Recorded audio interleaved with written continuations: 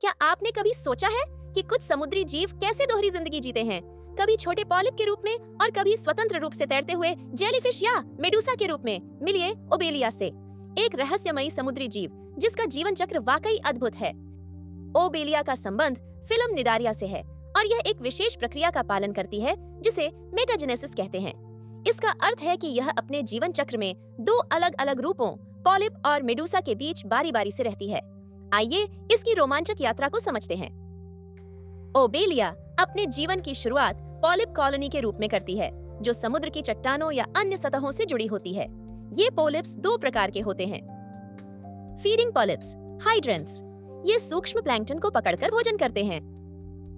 Reproductive polyps, गोनंजिया, ये budding के द्वारा छोटे छोटे बेबी मेड्यूसी बनाते हैं। सही समय आने पर रिप्रोडक्टिव पॉलिप छोटे छतरी के आकार के मेड्यूसे को पानी में छोड़ देता है। यहीं से जीवन का नया चरण शुरू होता है।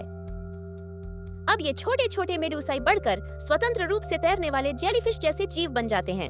पॉलिप्स के विपरीत ये डायोविशियस होते हैं, यानी कुछ मेडुसी नर होते हैं और कुछ मादा। ये यौन प्रजनन, सेक्सुअल रिप्रोडक्शन करते हैं, यानी पानी में स्पर्म और एग्स छोड़ते हैं, जहां फर्टिलाइजेशन होता है।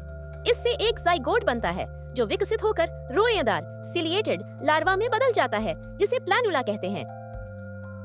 यह छोटा प्लानुला लार्वा कुछ समय तक पानी में तैरता है और फिर किसी ठोस सतह पर जम जाता है।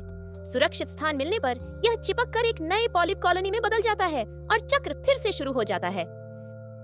तो ओबेलिया दो दुनियाओं में रहती है, पहले एक स्थिर पॉलिप के रूप में और फिर एक तैरते हुए मेडुसा के रूप में। यही मेटाजेनेसिस इसे विशाल महासागर में जीवित रहने और प्रजनन करने में मदद करता है।